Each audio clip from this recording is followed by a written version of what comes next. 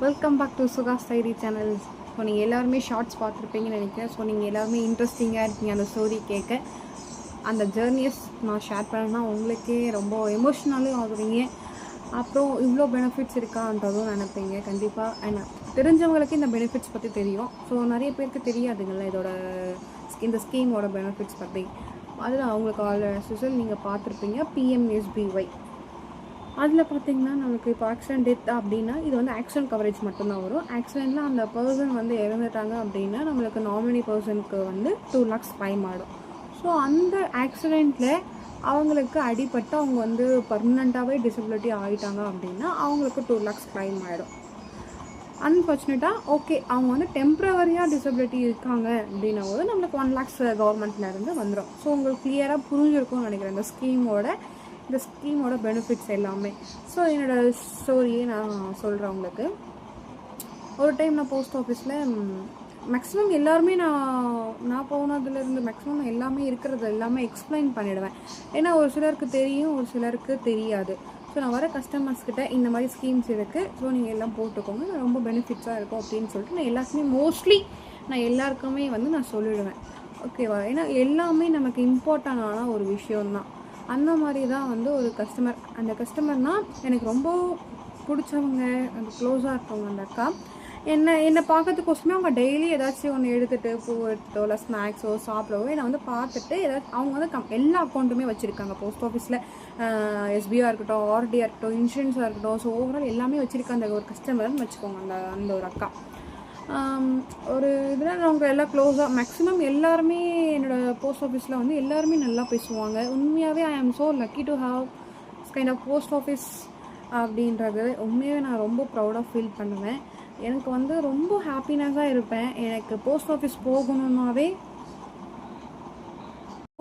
நான் ரொம்ப சந்தோஷமாக போகுவேன். எனக்கு ரொம்ப பிடிச்சிச்சு. நம்மளுக்கு ஒரு விஷயம் நமக்கு பிடிச்சி செய்யும்போது அது எவ்வளோ சந்தோஷமாக இருக்கும். ஸோ அந்த மாதிரி தான் எனக்கு போஸ்ட் ஆஃபீஸில் ஒர்க் பண்ணுறது எனக்கு ரொம்ப பிடிக்கும். ஸோ எப்படின்ட்டு எனக்கு வந்து ரொம்ப பிடிக்கும். ஒரு சிலருக்கு இது எப்படி அது எனக்கு தெரியாது. அது எவ்வளோ ஸோ எல்லா ஃபீல்டுமே வந்து டார்கெட்டுன்றது இருக்குது, எல்லாத்துலேயும் கஷ்டன்றது இருக்குது. ஓகேங்களா? ஸோ நமக்கு பிடிச்ச வேலையை நமக்கு பிடிச்ச மாதிரி நம்ம செஞ்சுட்டு போகலாம்.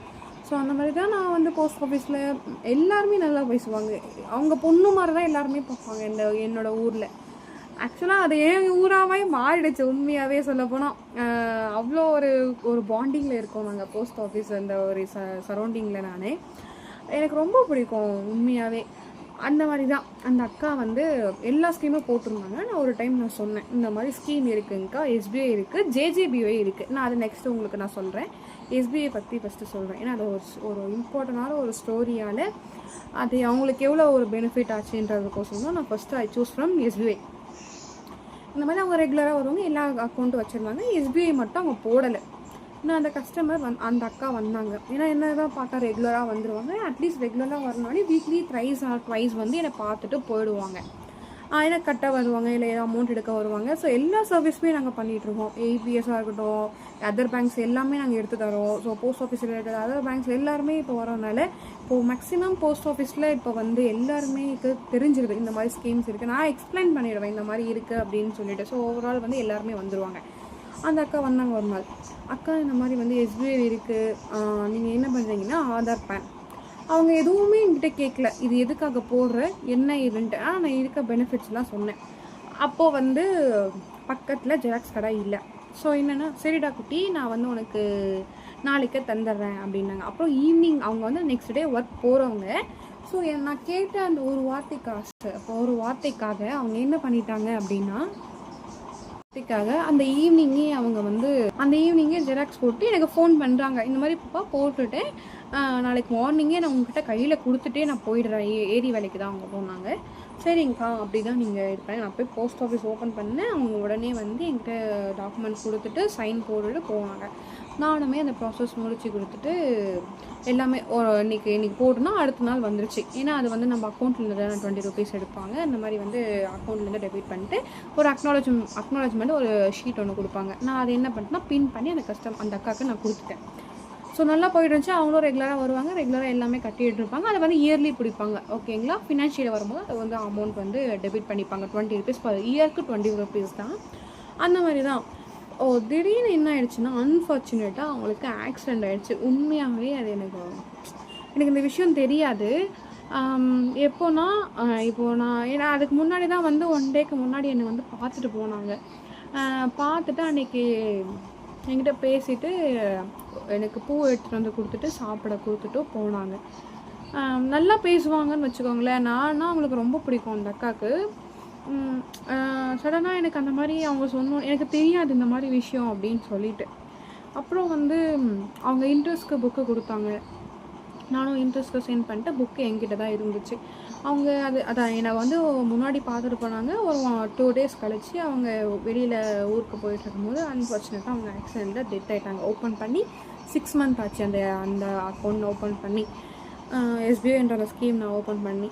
அன்ஃபார்ச்சுனேட்டாக எனக்கு அந்த எல்லாம் கால் பண்ணுறாங்க. என்ன அப்படின்ட்டு நான் கால் பண்ணுவேன். இந்த மாதிரி ஏதாச்சும் அவங்க வந்து அந்த அக்கௌண்ட்டில் ஏதாச்சும் இன்சூரன்ஸ் கவரேஜ் போட்டிருக்காங்களா அப்படின்ற மாதிரி கேட்டாங்க. எனக்கு ஏன் அப்படி எனக்கு என்னன்னு தெரியல. ஒரு மாதிரி ஆயிட்டேன். ஏன் எதனால் அவங்க கேட்குறாங்க அப்படின்னு சொல்லிட்டு அப்புறம் தான் ஒரு அம்மா வந்துக்கிட்டு இந்த மாதிரி அவங்க ஆக்சிடெண்ட்டில் வந்து கிரிட்டிக்கல் சுச்சுவேஷனில் இருக்காங்க அப்படின்றத சொல்ல வந்தாங்க.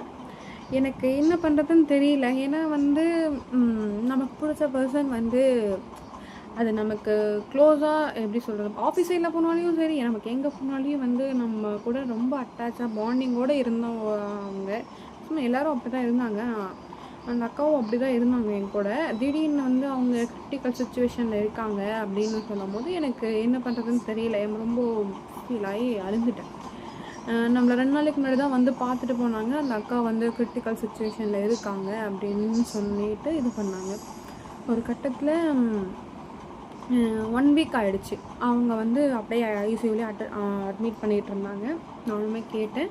இந்த மாதிரி வந்து 80% ஓகேவாக இருக்காங்க அப்படின்ற மாதிரி சொன்னாங்க.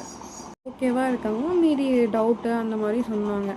நானுமே வந்து சரி ஓகே நல்லா ஆகிடுவாங்க அப்படின்னு சொல்லிட்டு நான் காட்கிட்ட ப்ரே பண்ணேன்.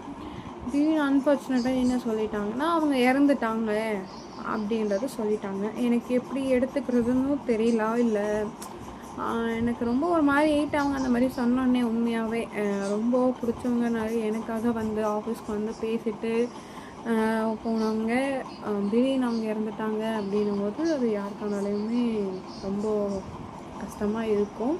ஸோ அந்த மாதிரி தான் நான் ஃபேஸ் பண்ண ரொம்ப சேட்னஸ். நான் இந்த ஸ்டோரியை சொல்கிறதுக்கோசரம் தான் வந்தேன். எனக்கு அதுக்கப்புறம் பார்த்தோம்னா அது கிளைம் வந்து நம்ம 1 மந்த்துக்குள்ளே நம்ம சப்மிட் பண்ணணும். ஆனால் ஆக்சுவலி அதான் போட்டிருக்காங்களே, நான் சொன்னதுக்கப்புறம் நான் டாக்குமெண்ட் வந்து கொடுத்தாங்க. நான் கிளைம் ப்ராசஸ்லாம் உடனே நான் அது 1 மந்த்துக்குள்ளே நம்ம சர்டிஃபிகேட் எல்லாமே டெத் சர்டிஃபிகேட் எல்லாமே நம்ம சப்மிட் பண்ண வாய்ஸ் சர்டிஃபிகேட் எல்லாமே. நான் என்ன பண்ணேன், எனக்கு அதுதான் ஃபஸ்ட்டு கிளைமு. அதுக்கப்புறமா நான் என்ன பண்ணேன், ஆதார் கார்டு ஜெராக்ஸு எல்லாமே நாமினி இது. அப்புறம் வந்து அப்புறம் அவங்கள 2-3 பர்சன்ட் வந்து நம்ம டாக்குமெண்ட் நிறைய ப்ராசஸ் இருக்குது. உங்களுக்கு ஏதாச்சும் டவுட்டா அப்படின்னும் போது எனக்கு கமெண்ட் பண்ணுங்கள். அது டாக்குமெண்ட்ஸ்லாம் வச்சு நான் கிளைம் ப்ராசஸ்க்கு அமுச்சிட்டேன். ஆல்ரெடி அவங்க லேட் டிலே வேறு பண்ணிட்டாங்க. நான் இதுக்கு நான் லெட்டர் எழுதி கொடுத்து எனக்கு எல்லாமே சப்போர்ட்டாக இருந்தது என்னோடய மேம் தான், எஸ்பி மேம், மன்மதி மேம் தான். உடனே இப்போ நான் ஏதாச்சும் ஓகே இது வேணும் இது வேணும் சொன்னாங்க, இது வேணும்டா அப்படின்னு சொல்லுவாங்க. நான் அடுத்த நிமிஷமே கஸ்டமர் ஃபோன் பண்ணுவோம், அவங்களும் எடுத்து வந்து கொடுத்துருவாங்க. எனக்கு இந்த கிளைம் ப்ராசஸ்க்கு எனக்கு சப்போர்ட்டாக இருந்தது வந்து என்னோடய மேம் தான். மன்மதி மேம்க்கு நான் ரொம்ப தேங்க்ஸ் பண்ணிக்கிறேன். அப்புறம் இந்த கிளைம் வந்து எடுத்துகிட்டு போய் கொடுத்தேன். ஏன்னா லேட் சப்மிஷன் வேறு 30 டேஸ் முடிஞ்சிடுச்சு. 30 டேஸ்க்குள்ளே அந்த கிளைம் இது வந்து சப்மிட் பண்ணணும். 30 டேஸ் முடிஞ்சு 30 டேஸ் 10 டேஸ் மேலே ஆகிடுச்சு. அதுக்கப்புறமா லெட்டர் வாங்கி அதுக்கு மாதிரி கஸ்டமர் டிலே ஆகிடுச்சு டாக்குமெண்ட் கொடுக்குறதுல. ஸோ எங்களுக்கு அக்செப்ட் பண்ணிவிட்டு எனக்கு இந்த கிளைம் ப்ராசஸை முடிச்சு கொடுங்கன்ற மாதிரி கஸ்டமர் இது பண்ணி கொடுத்தாங்க, எழுதி கொடுத்தாங்க. அது எழுதி கொடுத்தாங்கன்னா நான் வந்து அவங்க நான் எழுதினேன் இந்த மாதிரி வந்து டிலே ஆகிடுச்சு அப்படின்னு சொல்லிட்டு நான் எழுதி எல்லாமே டாக்குமெண்ட்லாம் வச்சு நான் கொடுத்துட்டேன். 1 or 2 மந்த்லேயே நம்ம இந்த கிளைம் ப்ராசஸ்லாம் முடிஞ்சு நான் போய் ஸ்டேட்டஸ் செக் பண்ணேன். அப்புறம் ஏதோ ஒரு அதான் அந்த அக்காவோட ஆதார் திருப்பணும் வைக்க சொல்லி திருப்பணும் ஏதோ வைக்கணும்னு சொல்லிட்டாங்க. அதுக்கப்புறம் மெயில் வந்துச்சு, மேம் உடனே ஆதார் கார்டு வாங்கிட்டு வந்தாங்க. மேம் சொன்ன அடுத்த நிமிஷமே நான் கஸ்டமருக்கு ஃபோன் பண்ணி வாங்கிட்டு வந்து மேம்கிட்ட கொடுத்துட்டு அது உடனே மேம் வந்து போஸ்ட் பண்ணிட்டாங்க. அதுக்கப்புறம் பார்த்தோம்னா அந்த கஸ்டமருக்கு அது ஒரு கிரிட்டிக்கலான சுச்சுவேஷனில் ஒரு எனக்கு என்னென்னா ஒரு கஷ்டத்துலேயும் ஒரு நல்லது நடந்திருக்குங்களா, அந்த மாதிரி தான். நான் சொன்ன அந்த ஒரு வார்த்தைக்கோசரம் அவங்க போட்டாங்க. அன்ஃபார்ச்சுனேட்டாக ஒரு ஆக்சிடென்ட் நடந்து அவங்க இறந்துட்டாங்க உண்மையாகவே. அந்த இறந்ததில் அந்த நாமினிக்கு வந்து 2 lakhs போய் சேர்ந்தது எனக்கு உண்மையாகவே சந்தோஷம். அது வருத்தமாக தான் இருக்கா அந்த அக்கா இறந்தது உண்மையாகவே. ஆனால் வந்து அந்த இதுவால் வந்து அவங்க ஃபேமிலிக்கு வந்து அந்த அமௌண்ட்டு போய் வந்து சொன்னாங்க, இந்த மாதிரி வந்து கவர்மெண்ட்லேருந்து அமௌண்ட் வந்துச்சு ரொம்ப சொல்லிட்டு போனாங்க. உண்மையாக அது எனக்கு ஒரு எவ்வளோ ஒரு ஒரு கஷ்டத்தில் ஒரு நல்லது நடந்துச்சு அப்படின்னும் போது எனக்கு ஒரு சந்தோஷமாக. நான் ரொம்ப அந்த அக்காவை நான் ரொம்ப மிஸ் பண்ணுவேன். நான் எப்போவுமே கண்டிப்பாக காட் அவங்க என்ன பார்த்துட்டு தான் இருப்பாங்க. காடும் இது பண்ணுவார். இப்போது அந்த அவங்க போட்ட ஒரு சேஃப்டியால் இப்போ அவங்க ஃபேமிலிக்கு அந்த ஒரு இன்சூரன்ஸ் வந்து கிளைம் ஆச்சுங்களா. ஸோ எல்லாருக்கும் அதுதான் நான் சொல்ல வரேன். கண்டிப்பாக நீங்கள் இன்சூரன்ஸ் கவரேஜ்ன்றது ரொம்ப முக்கியம். நீங்கள் எல்லாருமே போடுங்க. ஏதாச்சும் டீட்டெயில்ஸ் வேணும்னா எனக்கு கமெண்ட் பண்ணுங்கள். தேங்க்ஸ் ஃபார் வாட்சிங் மீ.